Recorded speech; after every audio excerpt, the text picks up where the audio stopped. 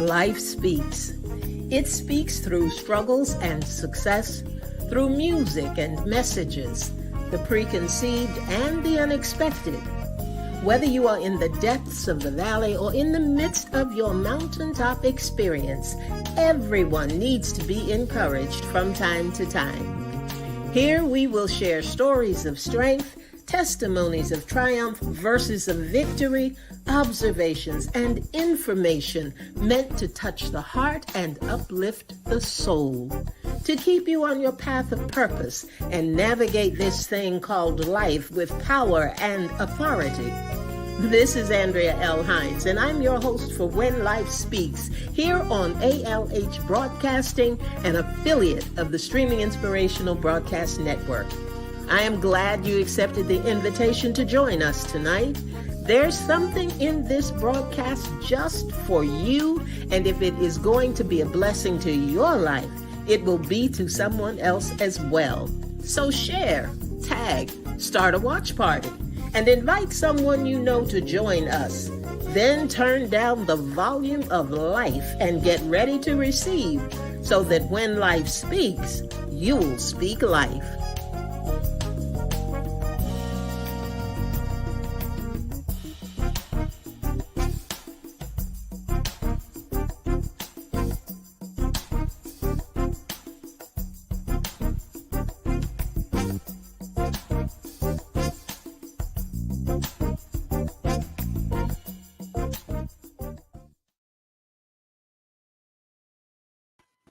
Hey, everybody. Welcome, welcome. This is Andrea L. Hines, and of course, I am your host for When Life Speaks. And I am glad that I am able to be with you tonight. And we had a few little glitches coming in to the broadcast this evening, but I hope that you will be able to join me, those of you who usually come into When Life Speaks on Thursday evening. And I hope that you'll be able to get in this evening and just allow me to share some things with you. There are a lot of things that we are doing. There are a lot of things that happen on the program. You know, we have different segments and different guests and different things that go on. Sometimes we talk about the power of one, and sometimes we have guests on that give their personal testimonies and stories of strength.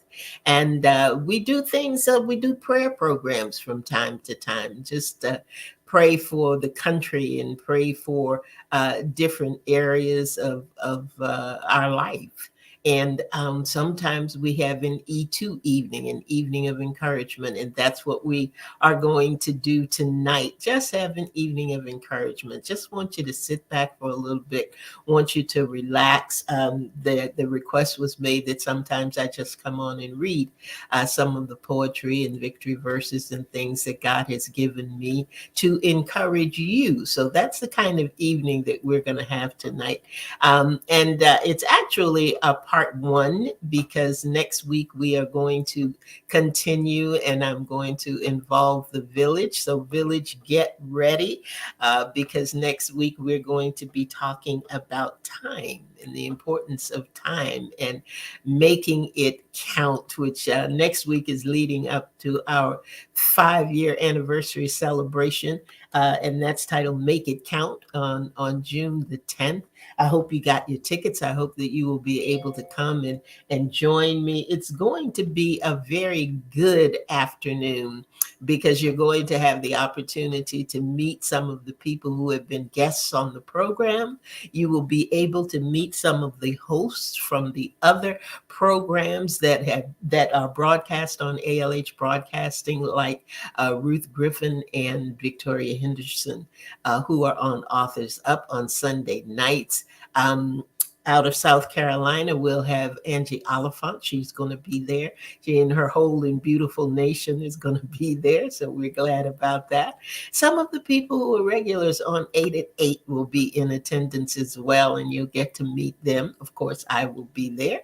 And it's just going to be a fun afternoon. Every now and then you need to just relax, get away from the hustle and bustle and busyness of everything that's going on in your life and just take time time to just relax a little bit. Hey there, Lynn. Thanks for popping in. Thanks for being on with me tonight.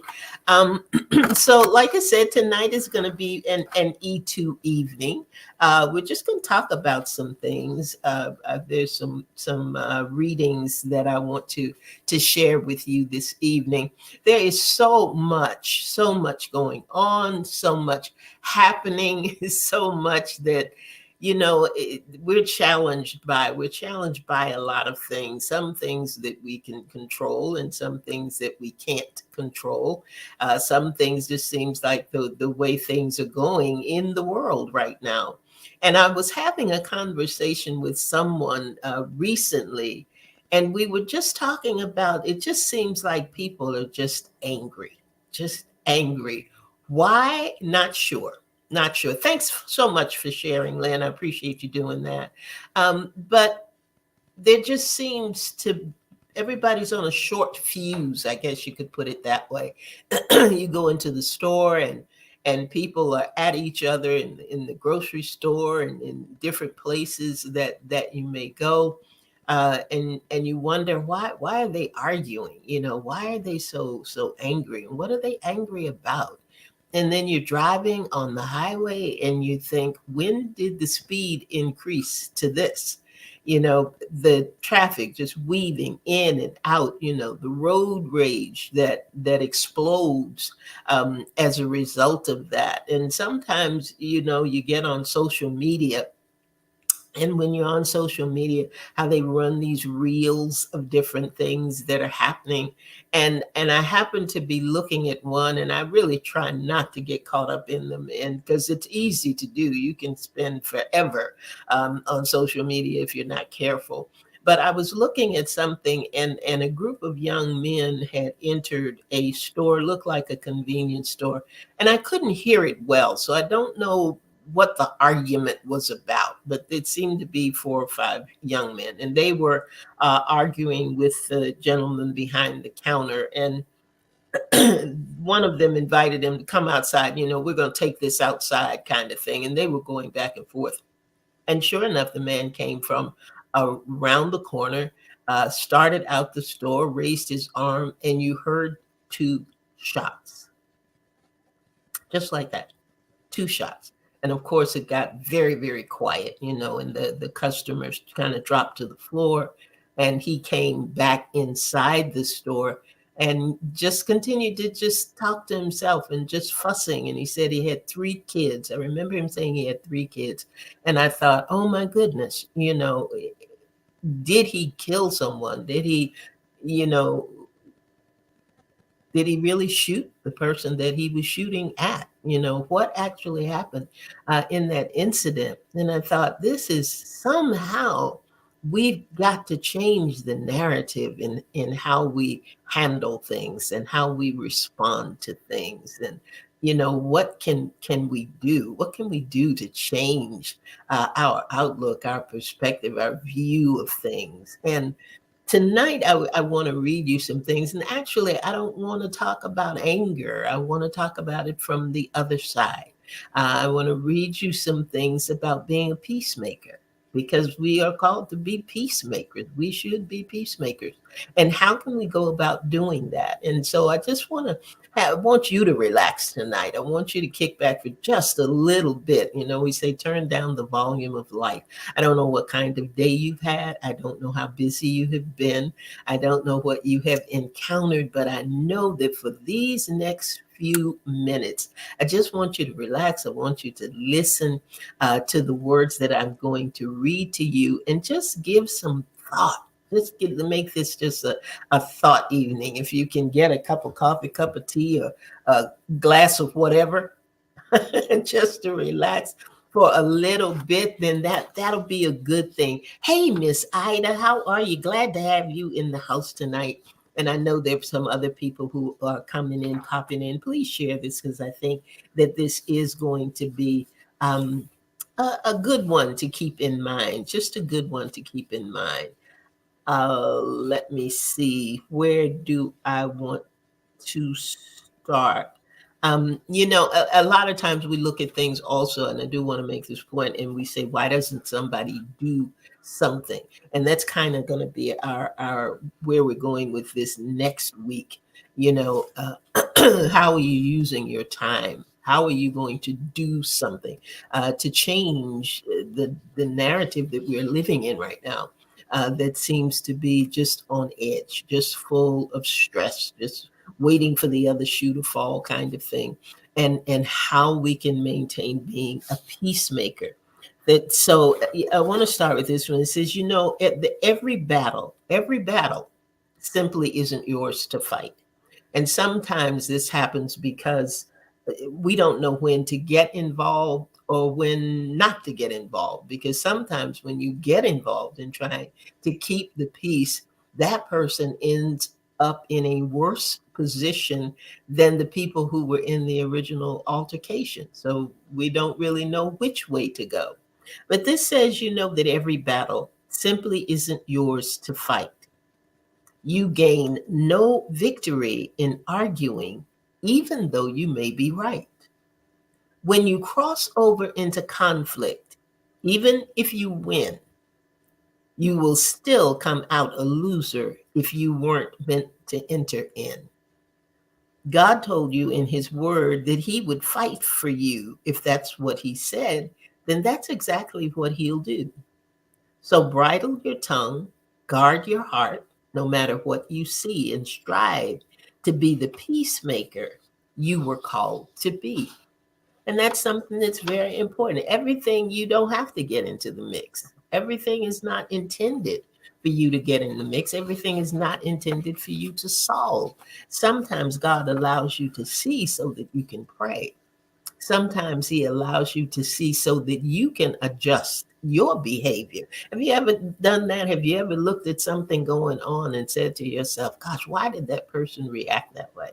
And then think of a time when you may have reacted the same way or been in a situation where you just wanted to blow up and you had to stop yourself from doing that because it wasn't that deep, it wasn't that difficult, it wasn't that hard, but you keep you know getting in these places and in these spaces. Yeah, Lynn, that's exactly right. You got to know your lane. You got to know your lane.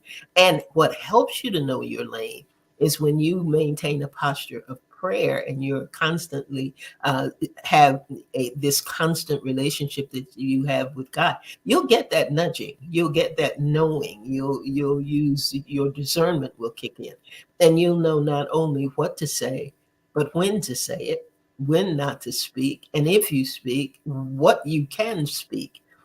Because sometimes it's very easy to get caught up in what's happening with somebody else, and instead of diffusing the situation, you end up fueling the situation.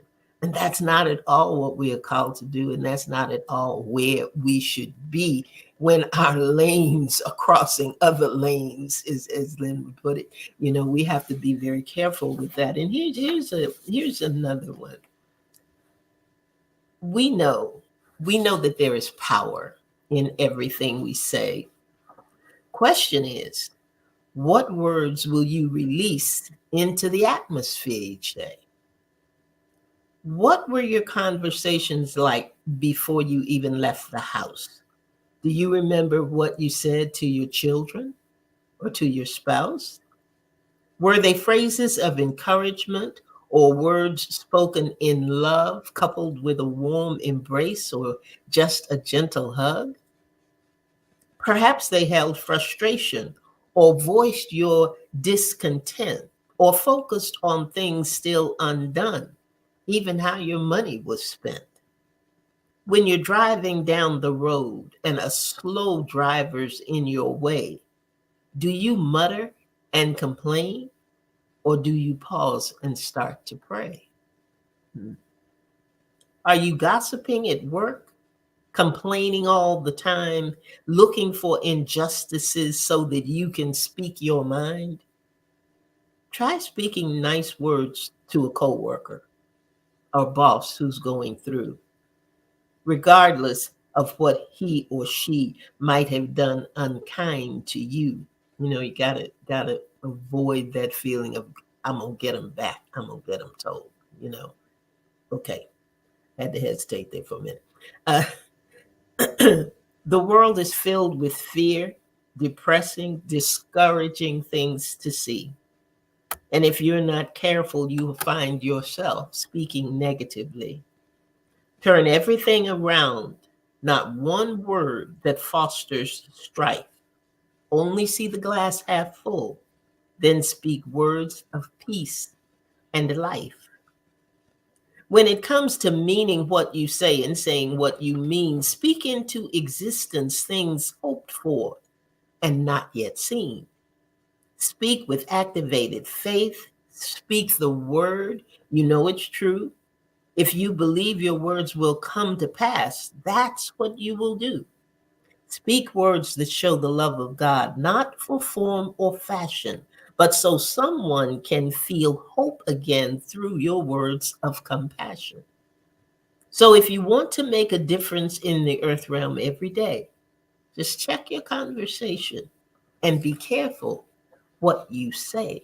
Be careful what you say.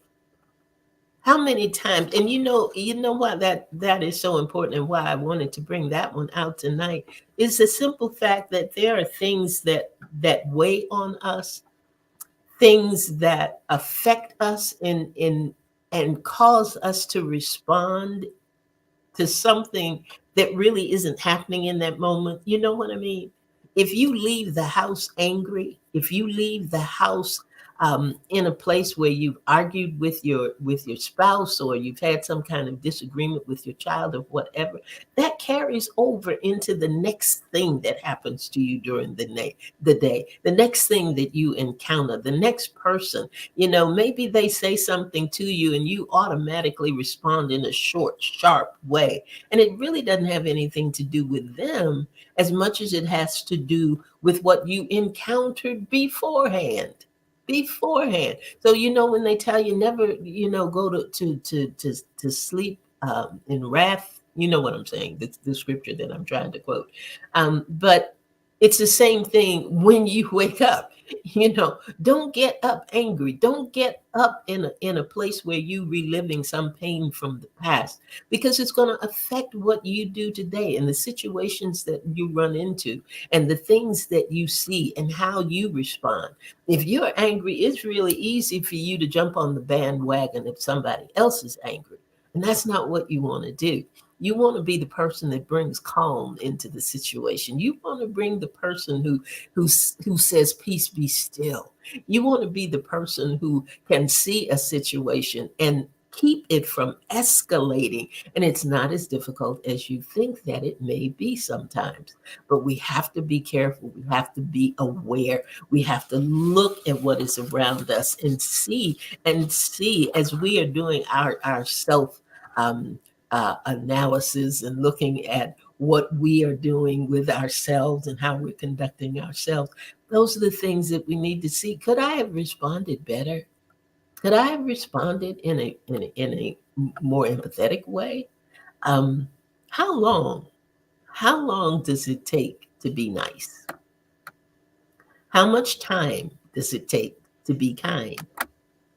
How often do you take a long, deep breath and pause before you say what's really on your mind? How often do you think, what example will I set? Someone is always watching you. I'm not so sure we should have abandoned the phrase we used to ask ourselves, what would Jesus do? We find we can be frustrated, but if our thoughts were elevated and we began to change our point of view and see more things through the lens of love as God does, we might not respond the way that we do. Just one small act can make a difference and change the trajectory of someone else's day. After all, you could be their last hope for a turnaround, which could happen through the kindness you display. Whew, that's powerful right there. That is powerful. Everybody is going through something. Everybody has issues. Everybody has situations and circumstances that you know not of. There are some people that this is it for them. They go out and they have made up in their mind they can't do it anymore. They don't want to participate anymore. They're tired. They're weary. They're worn. They have no hope. They may be operating out of sheer fear. They could be just operating on adrenaline. They are running on empty because they have given all that they know to give, and they just don't know what else to do. And here you come. Here you come. Maybe they bumped into you. Maybe they spilled coffee on your desk. Maybe they didn't get the project right and it didn't turn out the way that you expected. There are any number of things that you can do. You can blow up. You can be angry. You can use that language that you know you shouldn't. You can do any number of things. But how about cutting somebody a break? How about giving them some slack? How about thinking, gee, this might not be a good moment for them. I'm not even going to say a bad day, just not a good moment for them. What can you do instead? Keep the peace. Keep the peace. Figure out a way to say something that will diffuse, and that word keeps coming to me, that will diffuse a situation. It is so easy to escalate things. It is so easy for things to get out of control. It is so easy. You see it all the time. You watch the person on the sidelines that just kind of jumps into things and they don't have full knowledge of what's going on. They don't know exactly what's happening. They don't know what may have transpired before they even came on the scene. But we are so energized to be angry, so energized to want to explode. So much is happening with us, and we have to find a way. We have to find a way to be the peacemaker. Yes, Lynn, the colorful language, the colorful language. But we've got to figure out a way to be the peacemakers because things are just out of control every day, every day. We're still facing random acts of violence. We're still facing things where people did not extend grace. Lynn, you took the words right out of my mouth. They did not extend grace. They did not take a moment to be merciful to someone else the way God has been merciful to us. And we have to get back into that mode. Some things may not even occur the way that they do if we carry with us the spirit of love that God has shown us, if we carried with us the light and love of Christ, if we looked for ways to be kind rather than ways to jump on the bandwagon and get it said and get them told and make sure that they know where we're coming from and what we think about the situation and all of that anger that it's just pent up and sometimes just runs over. Now, I don't claim to have all the answers by any means, but I'm just looking at situations and looking at myself and thinking when I see these things occur, what could have been done differently? What if I were in that situation? How could I have handled it in a way that would have brought calm and peace rather than more strife and confusion?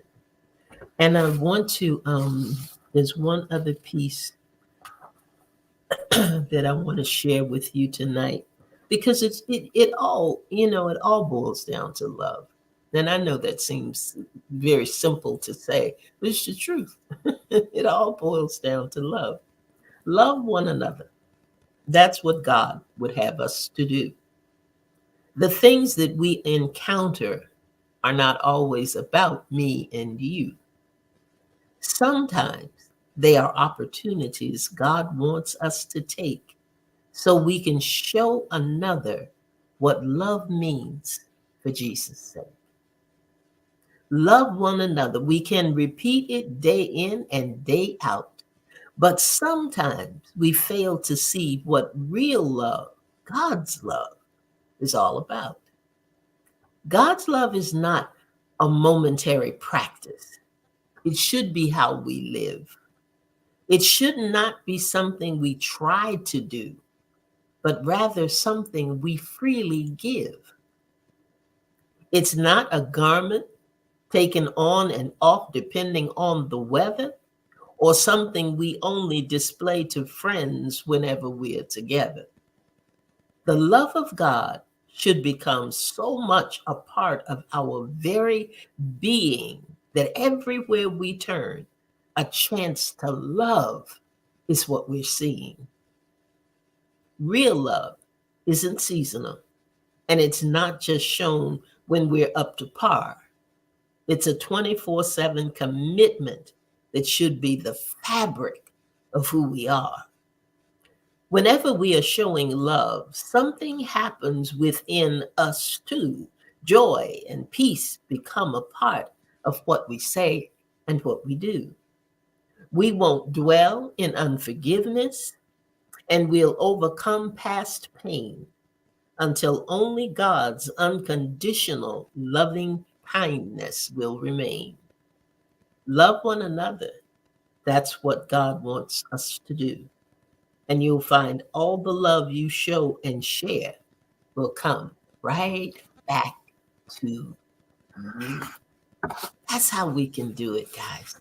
That's how we can turn some things. That's how we can change some things. That's how we can make the difference and be the difference that we say that we want to see. We can make a difference. We can shift things. We can change the atmosphere. We can. We can. We can't control the other person. We cannot control what is going on with them. We cannot control how they respond to things. We cannot control their reaction to situations and circumstances, but we don't have to be a party to strife.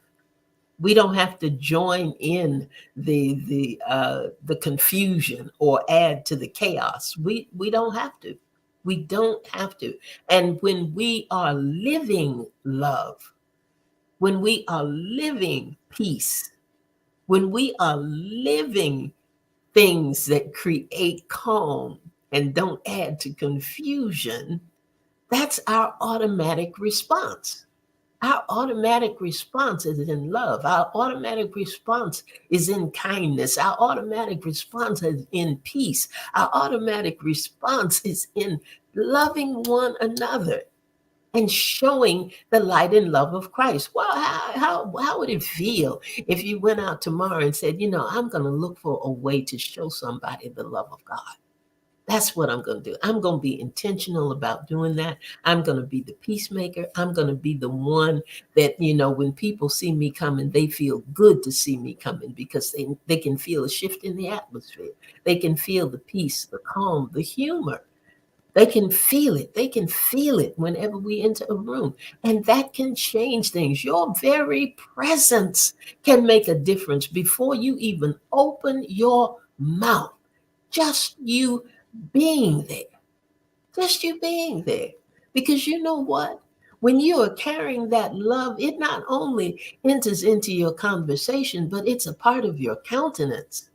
You're not looking down. You're not looking depressed. You're not looking like you've been chewing on nails. You don't look at it, any of that, any of that. When you see somebody coming, and sometimes, you may get the side eye from somebody and say, here you come, what you smiling about today? Why are you so happy today? You can't let that deter you.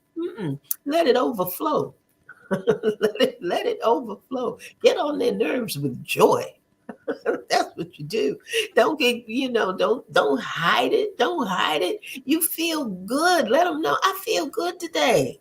That's what's going on. I can smile because I feel good. I can smile because I got the joy of the Lord. I can smile because God got me here safely this morning. I passed 3 accidents on my way to work this morning. I wasn't in any of them. To God be the glory. I feel good. I feel good. There's nothing wrong with feeling good. There's nothing wrong with letting the joy of the Lord be your strength. There's nothing wrong with being an example of the light and love of Christ. We are here for his good pleasure. We're here to show somebody what it means to have the love of God, to have the peace of God, to have the strength of God, to have the joy of God. And that That will shift some things. That will change some things. People can't argue alone. They can't. They can blow up by themselves, all by themselves. But it dissipates when they don't have anybody to agree with them. It dissipates when they don't have anybody to be angry with them. You know the saying that says misery loves company. Company. And it does. It does. But when you're not miserable with them, they're either going to go away or they're going to change. Their attitude is going to change. Or they're not going to bother you. They don't want to fool with you. They don't want to talk to you. Because guess what? You're up here, they're down here, and you don't have to come down there. You don't have to. You don't have to do it. Think if everybody would make the commitment that tomorrow I'm going to do it differently. I'm going to look for ways to be kind. I'm going to look for ways to be kind. And that's what we're going to talk about next week. When we come back on next week, I'm going to be calling on the village during the week and I'm going to be asking them, how are you making it count? As we enter into going into June 10th and going into our Make It Count celebration, we're going to talk next week about how you're going to make it count. How are you going to make a difference? And be intentional about it. Have a plan, have a strategy. I heard someone, the man of God, say one time, when he goes into a restaurant, he looks for people. He looks for people that he can speak to, that God will lead him to, that he can say something kind to. It's part of what he does. It's part of the way that he does. I used to go into restaurants and places and think, Lord, don't let them say nothing to me because I don't want to talk. I don't want to be nice. I don't want to be kind. I want to mind my business. I want to go about doing what I got to do for me. And I hope they make it the best way they can make it. No, that's not. We're connected. There's connectivity somewhere down the line. When you cross anybody's path, there's some kind of connectivity. There's something that happens. Be kind. Be kind, be nice. And I'm going to put that out. I'm going to put it out to the village during the week next week so that they can give me 3 to 5 things that you intend to do, that you're going to be intentional about doing to make someone else feel good, to show somebody love, to show them care. And one thing may be, I'm going to give somebody a compliment today. How often do you go through an entire day and never compliment anybody? Never say, I like your hair, I like your jewelry today, or I like that outfit you're wearing. You know what a difference that makes to people? You know it's a difference maker because people have difficulty receiving it. We don't even know what to do when somebody says something nice to us. We start combating it. Gee, I like that dress. Oh, this whole thing. Oh no, well, I've had this for so long. And then just say thank you. Thank you. I appreciate that. I appreciate that. We've got to learn. We've got to learn to love again. We've got to learn to be kind again. And when we do those things, we're going to learn to be the peacemakers that we are called to be. And things will begin to shift. Things will begin to shift. That's all I have for you tonight. I just wanted to stop by for a little bit and like I said, have you turn down the volume of life and just chill. Just chill for a little bit. We got to do that sometimes because there's a lot going on, guys. There's a lot going on. There's a lot at you. There's a lot that you encounter. There's a lot that you have to face, but we can face it with joy. We can face it rejoicing. We can face it with peace. We can face it with grace. We can face it showing mercy and empathy and all of those things that God shows to us. So that's what we want to do, and that's where we want to be. And I thank you so much for coming in, and I thank you for sharing. And I think this is something of value to share with those that you love or somebody that you know that may be going through. It will be replayed on Saturday at noon. So if you know somebody that you think could benefit from the broadcast, be sure to let them know, hey, tune in at noon. and you're going to be encouraged. You're going to be encouraged. So that's it for the evening. For those of you who intend to come to the June 10th celebration and did not get your tickets in or get your tickets by the deadline, I think there are a few spaces left, a very, very, very few. I think we're almost at capacity if we're not there already. So just send me something to Speak Life with Andrea at gmail.com. That's Speak Life with Andrea at gmail.com. And we'll make sure that you are on the list and that all is well. So that's it for tonight, everybody. And be sure you come back next week, because I think we're going to have some interesting points to help you navigate in a way that is intentional and in a way that's going to make a difference in somebody else's life as well as your own. How about that? That's it for this evening. And remember, we'll be right back here on Thursday evening, next Thursday evening at 7 p.m. for part 2 of E2 and being intentional in what we are doing and how we are living. So that's it. That's it for tonight. Come back next week. And remember, when life speaks, you speak life. Good night, everybody.